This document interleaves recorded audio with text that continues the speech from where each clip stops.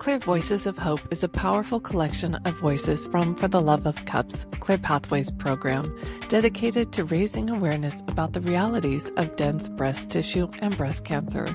Through honest conversations and personal stories, we amplify the voices of women who have faced these challenges firsthand, sharing their journeys, fears, triumphs, and lessons learned along the way. Each episode brings you closer to the lived experiences of survivors, advocates, and caregivers, while also featuring leading experts in breast health and women's health. Together, we break down the barriers, provide vital education, and empower listeners to make informed decisions about their own breast health. Whether you're navigating your own diagnosis, supporting a loved one, or passionate about women's health equity, Clear Voices of Hope is your source for real stories, reliable information, and a supportive community. Join us as we shine a light on the path to early detection, better care, and hope for every woman.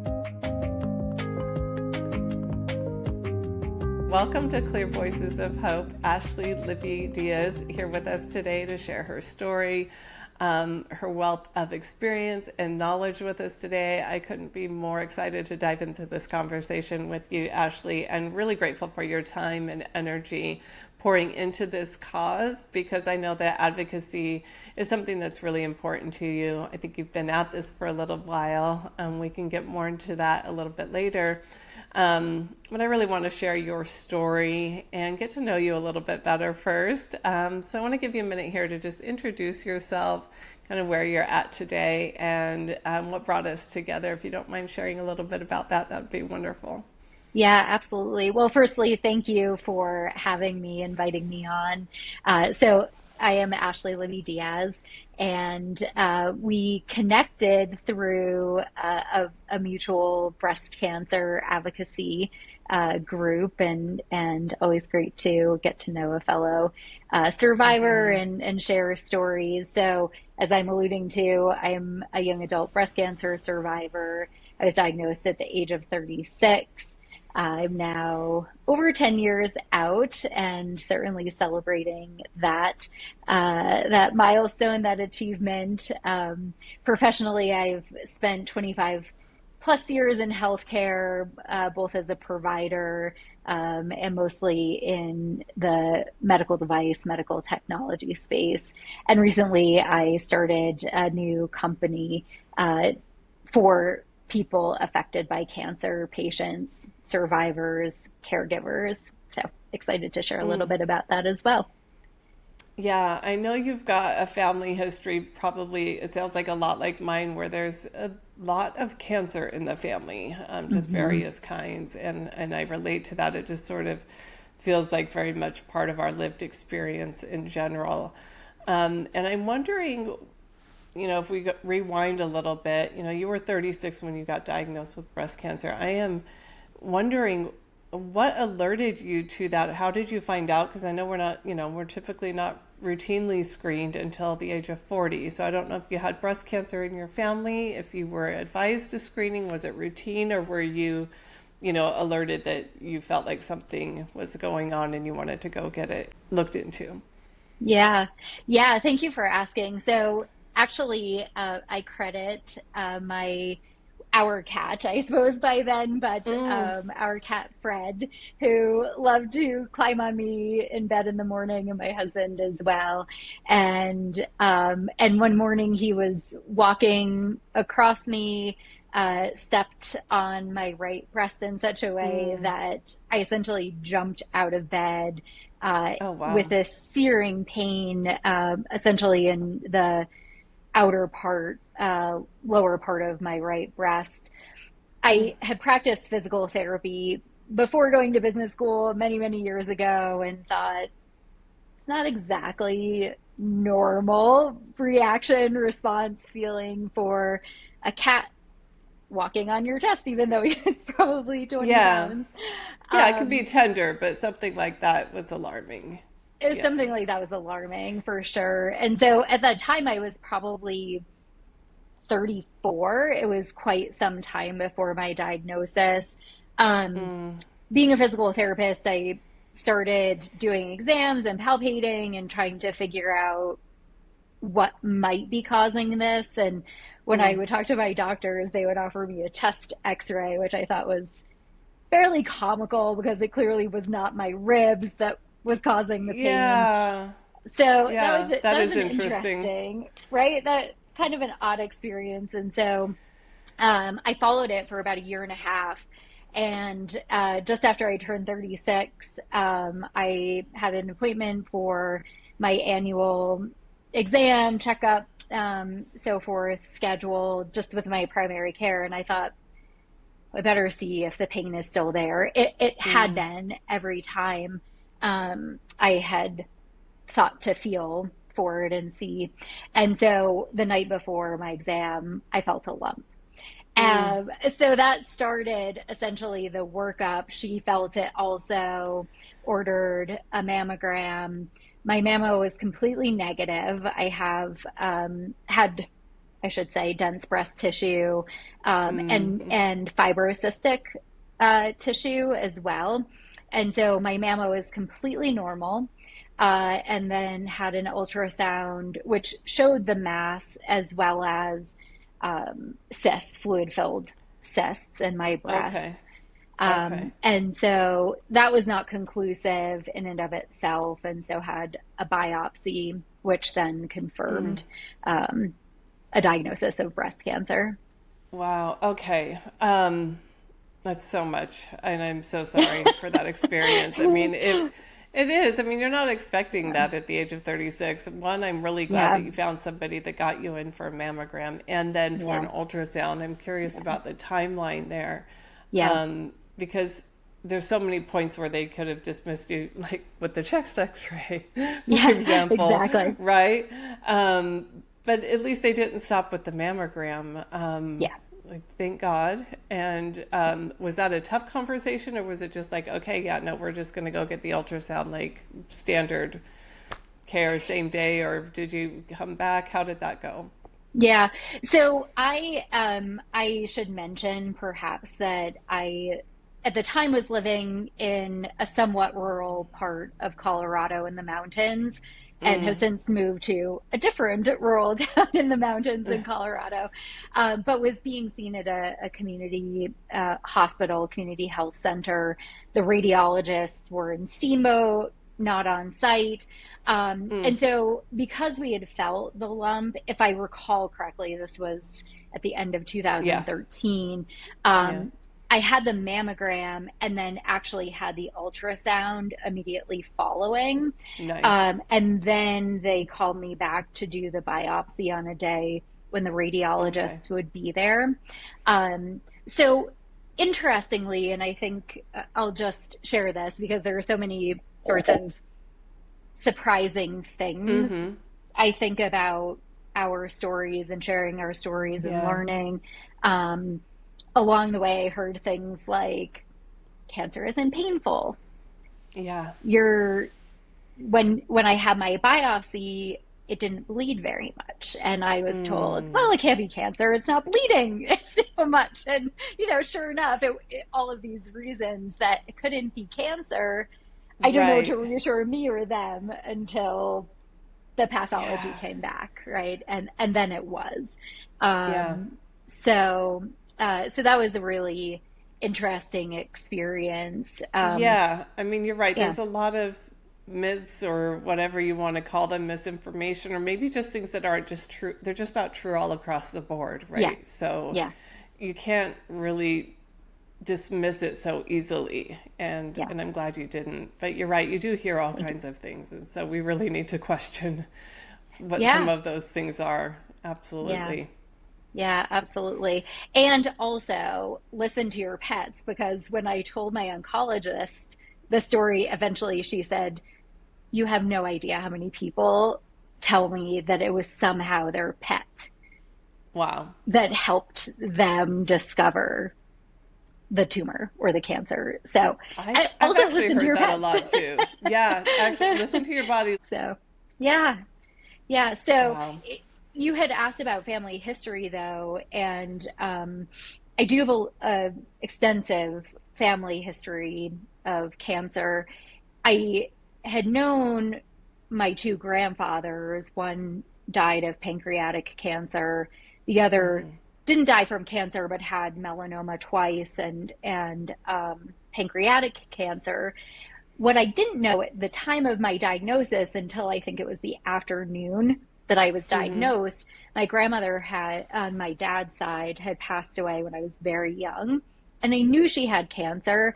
I thought in my mind, for some reason, she had lung cancer, and I never thought to question it. She actually was diagnosed with and passed away from metastatic breast cancer that had spread to her lungs when she was in her 50s.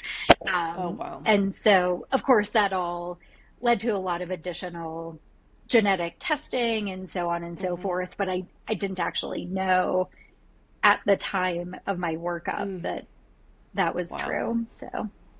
Wow. And you did test negative for the genetic markers of BRCA1, BRCA2, the ones that we know of anyways. Yeah, so I did test negative for both of those, thankfully.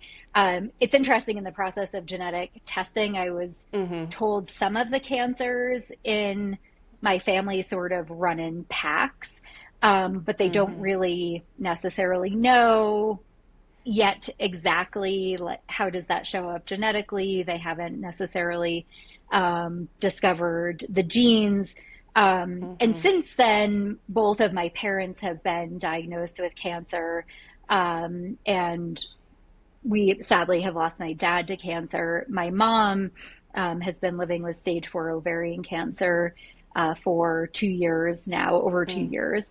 And she is also BRCA negative, BRCA1 and 2 negative. She had, on her genetic testing, some things that showed, I'm going to forget the actual medical terminology, but something of unknown significance that showed up. So interesting. It's an interesting sort of wait and see if anything comes from it, just not enough data yet. Yeah. So, yeah. Wow. So many pieces to it, right? No, it really is. And I relate to it because my family history is very similar. Many types of cancer, in the pancreatic one too, which I know sometimes they connect that to the BRCA gene. So, and, you know, again, we all tested negative, but there's something, right? They told us, keep coming back. We just haven't figured it out what it is yet, because there's definitely something in your family. But, you know, we all know that we need to just be very diligent with our healthcare and take nothing for granted. So they send you for a biopsy that comes back positive. You're 36 years old, and you're still in Colorado. Yeah. So everything, once I got the diagnosis, everything sort of started in motion really quickly. There are so many different things about that time that stand out. How hard it was to tell my mom and say the words for the first time that I have cancer, and that was a tough one. It is hard to get those words out of your mouth. It really is. I remember. So hard. It takes me right back. Yeah. So, and especially that first time, and to my mom, and it took a while to actually get the words out. Of course, by the time I did, she knew what was coming. But that stands out. And then it felt like things, interestingly, started moving really quickly, and then, as I feel like often happens with cancer, there's a lot of wait and see. So I think it was a Tuesday that I got the call.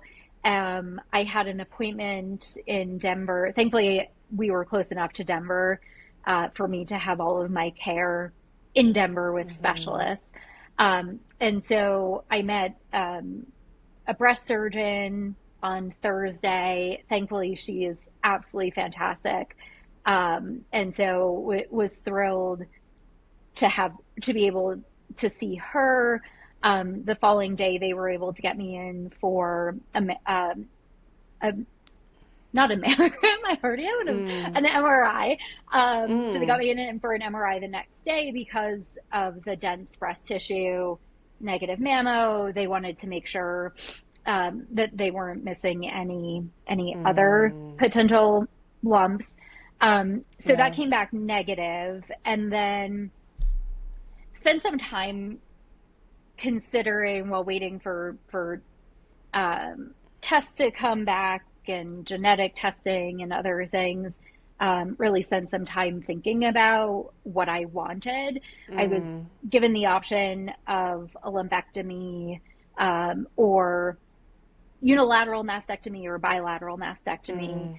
So when I was diagnosed, I was stage 1. So I was still pretty early, but it had become invasive by that time.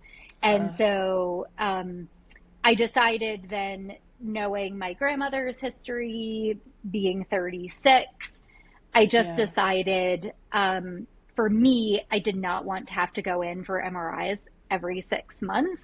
Yeah. And do that for however many years on end. And so I decided to have a bilateral mastectomy. And then it felt like a hurry up and wait. It was about a month and a half after my diagnosis that I ended up having surgery, which felt like an eternity. Yeah, I bet once you've made that decision, it's like, okay, now I really want to just get this done. Yeah. And that decision-making process, that alone is not obviously an easy decision for anybody to make. And I'm just curious if you can help us. You had your grandmother's story, so that helped inform you. You had an idea of what it might look like if you just did the lumpectomy or the unilateral mastectomy, or the bilateral prophylactic, whatever you want to call it. Making that decision, looking down the road further, right? Just knowing that, you know what your future could contain. You'd like to give yourself the best chance possible, but not just that. It's that lifestyle, that mentality of like, do I need to go back every 3 to 6 months and do this again? It's just the waiting, the not knowing, the wondering, the whole scan process, waiting for results. I'm wondering, did you understand dense breast tissue? Did this play a role in it at all? Did anybody explain those risk factors, or because it seems like you were getting really great care. You got the ultrasound right away. They even wanted to back it up with an MRI. I feel like since my diagnosis, the topic of dense breast tissue has become more and more sort of in the spotlight, and we're recognizing the challenges of diagnosing or screening women with dense breast tissue. And so I can't say at the time that I was really like tapped into that sort of knowledge base and the thinking and what is the latest. I'm not even sure then that they were saying that it was a compounded risk factor, because before it was I'm not just, sure they it were. makes screening hard, but now they recognize it as a risk factor in addition to making screening hard. So I'm guessing that was absolutely not part of the conversation. I think that's correct. And I think because I had a palpable lump, but a negative mammo, that makes people question, like, why do we feel this and not see it on our normal screening? And so I think that raised enough eyebrows, especially after my pathology came back. And in fact, I did have breast cancer. I think there were questions. How can this be? And I feel like thankfully we know so much more today. It's not to say that women with dense breast tissue. I know. I get tongue-tied every single time. At the end of the day, it's a little bit of a tongue twister, but I still have friends that are going for mammos with dense breast tissue, and sometimes the mammo ultrasound screen, if they're lucky, and can get in. Sometimes that's hard to get into places that do the combo as a screening. So it's not as though nearly 12 years since my diagnosis that our options are necessarily a ton greater, but I think the awareness, the conversation bringing it to the Mm-hmm. forefront is so important. And I will say, if it weren't for our cat, I wouldn't have been so good about doing my own exams Mm-hmm. regularly. And so, but it is what alerted us, really, Right. eventually feeling the lump. And so, really paying attention. And if something doesn't feel right, if there are changes, all of these things that we talk about with identifying, because the tests just aren't always, able to Mm-hmm. pick up everything, especially with dense breast tissue. Um, Yeah. and I think that the MRI was partly because my mammo was negative. It helped to determine, was this more pervasive than the one lump Mm. that we knew about, which would have also probably immediately swung me over to bilateral mastectomy. Mm-hmm. Without that, with my left breast being clear, then it was really up to me to decide what I felt was the right choice for me. Um, Mm-hmm. and I was fortunate. I'm fortunate to have a long healthcare background. And one of my sisters in law, who's an MD, um, she spent a lot of time talking with me through the process Mm-hmm. and Nice. different considerations, which was incredibly helpful. Um, and then I also, in the lead up to making the decision to have the bilateral mastectomy, I also met with a reconstructive breast surgeon who Mm-hmm. is super fortunate to have somebody in the Denver area who really specializes in working with women with breast cancer and doing breast Nice. reconstruction. And so I really got the full picture. It was Mm. eye opening, but I felt comfortable with him. And truly, he has been one of my greatest gifts, like throughout the Mm. process, Yeah. because my surgery was, ended up being a bit complicated, or recovery ended up being a bit complicated. Mm. And so, so we became good friends, in You the know what? It's, process. I And mean, yeah, I love my whole team, but you do end yeah, up building a relationship with your plastic surgeon because you kind of are yeah, with them for life. You're just like, for life. Yeah, it's, totally. yeah, they're the ones really bringing you back to wholeness in Yeah, every way. It's not just yeah, aesthetic. They're really there for the long haul, it feels like. And so, absolutely. Absolutely. I love that you found somebody that was there for you in that way. I think that's Yeah. really sometimes an overlooked team member when you're thinking about your care team, just how valuable that role is going to be. I don't think anybody Yeah. walks into it thinking that that's going to be the one that Yeah. you walk away with the longest relationship with in many ways. So I think where we left off, you were deciding. It sounds like you decided to go with a double mastectomy. Hmm. Yeah, and I did. that's Yeah. the direction you went. And it sounds like you feel really really good about that choice to go Yeah. forward. Yeah. Yeah. What? I did. Hmm. Yeah. So I was stage one and I was diagnosed. And Mm-hmm. so, so I was diagnosed with invasive ductal carcinoma. Mm-hmm. Stage one, I had, um, lymph node biopsy to ensure it hadn't spread to my lymph Mm-hmm. nodes um, at the time of my bilateral mastectomy. So thankfully, I was diagnosed with a very rare form of breast cancer. Mm. Um, and in many ways, it's kind of a dud in the sense that Mm. it's not really super aggressive.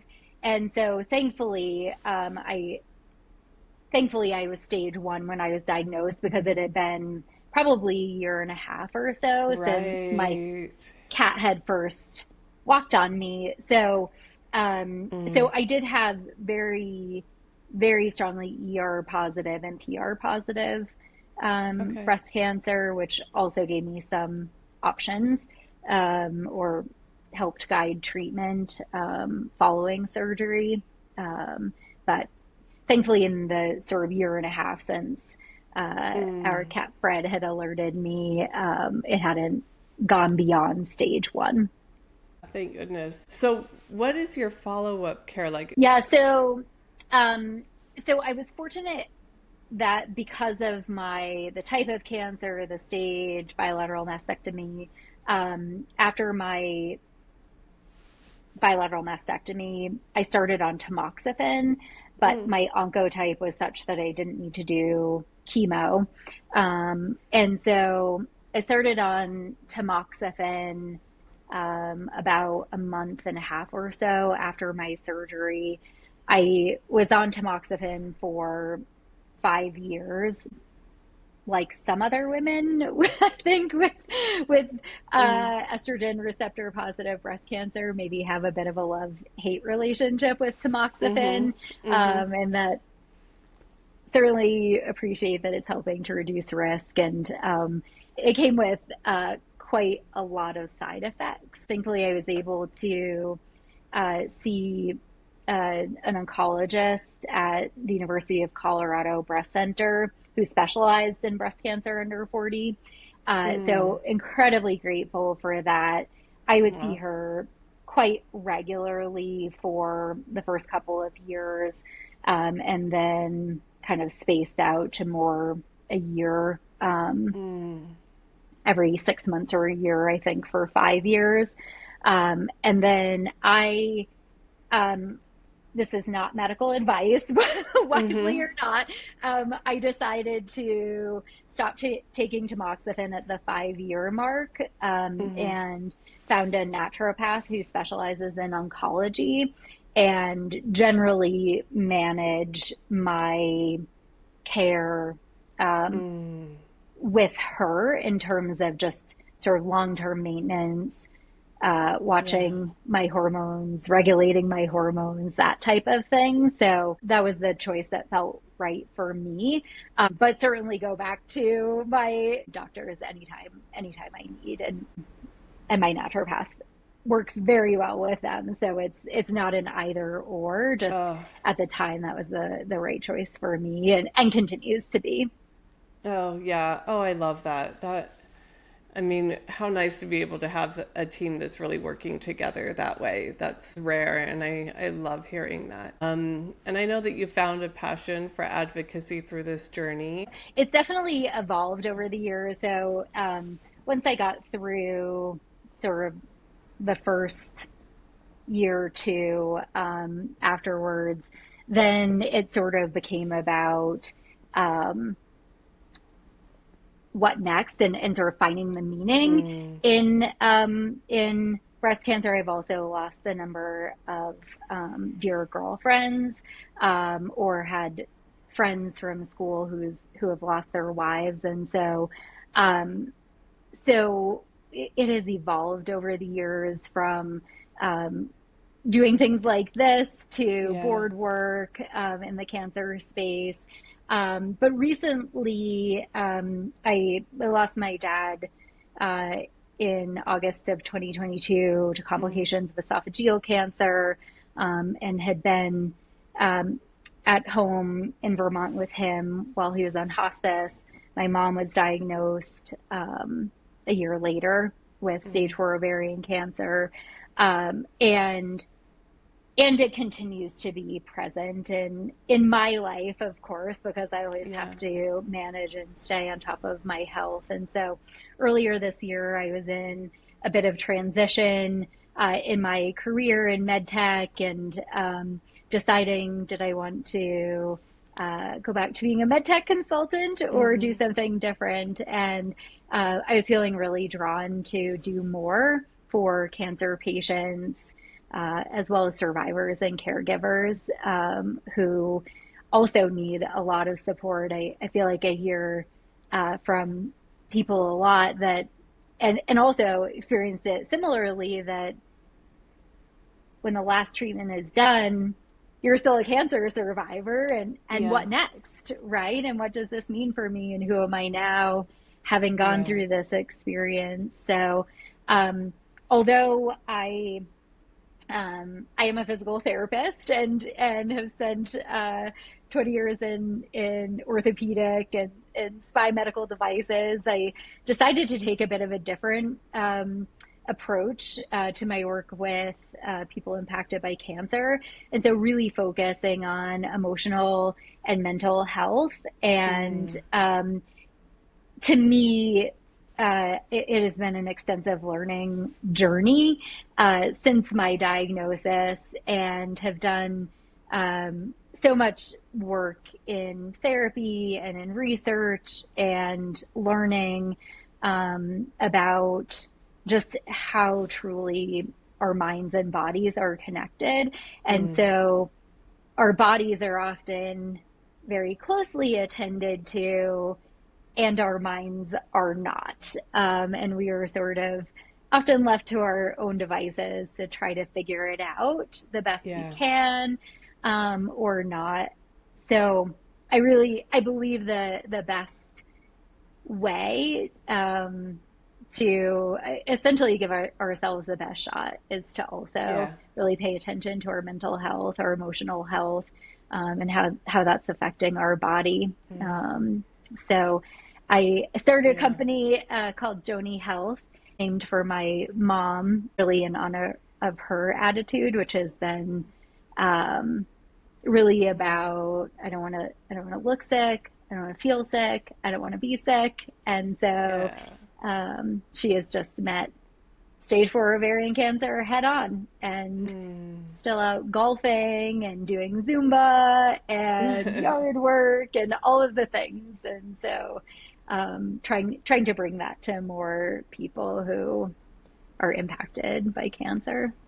Mm, I do love that. It's quality of life in all things. And, I mean, I'm thinking back now. I don't, I was able to talk to all my doctors, but I don't think anybody really was checking on my mental health. I think they Yeah. all just assumed that I was well supported, and I was.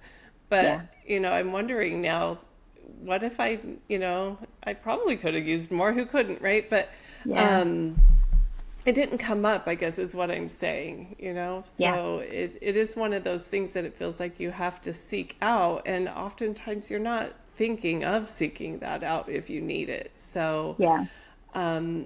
having those tools readily available, or at least knowing where to find them, seems really important. So there's two elements. My focus really is on providing support that's really Mm-hmm. accessible to people, because when we're facing cancer, it's completely consuming and Yeah. overwhelming and dominates your thoughts and your mind. And so who has time to think about, Yeah. oh, I should I should really focus on my mental health as a part of this, right? And Yeah, you're just so trying to figure out what pills you're supposed to take every day at what time. yeah, Like you're yeah, just trying to get through the moment by moment. yeah, absolutely. And so the starting point of the company, which like I said, is just about to launch, and so it's actually probably something very unexpected, but Mm. they are actually it's a line of clothing that sends the wearer a message and a reminder to give themselves Mm. a pep talk when they look in the mirror. It's inspired by a psychological tool or phenomenon that's been well researched. And Mm. so it's the idea of giving yourself a pep talk to shift your emotions. And when it's on your shirt and you look in the mirror, you don't have to remember, right? It's just right there in front of you. Yeah. Um, so that's the starting point that I'm launching to begin with. There are more elements to come that I'm happy to talk about, but Yeah. that's kind of the origination of the company where I'm starting with it. That's a good, quick way to get the message out, make it available, and then you can always go from there, see Thank what's you. to come from that. So before we wrap up this conversation, I'm wondering if there's anything that you want to, make sure that our listeners know or understand, or advice that you'd want to offer somebody that was tuning into this today. Yeah. So I think the first thing that probably that I would say is just that cancer is incredibly difficult. It's scary. It's taxing on every level. And if you are one who ends up in the club with us, right? You want to know sooner than later. And so doing your exams, knowing if you have dense breast tissue, making sure you stay regular with your mammograms, and if you do have dense breast tissue, and can also do a screening ultrasound at the same time, just really staying on top of it, because knowing sooner than later is always going to give you, in my opinion, a better shot. And just hopefully change sort of the trajectory of your treatment and what you have to face. So I think that's probably the number one thing, is, although it's not fun to think about, sometimes we just end up in places we don't expect, at times we don't expect them. And I suppose the other piece is that mental health it really does impact our physical health. And after my diagnosis, I remember thinking, I didn't know it was possible to be that tired and still be alive.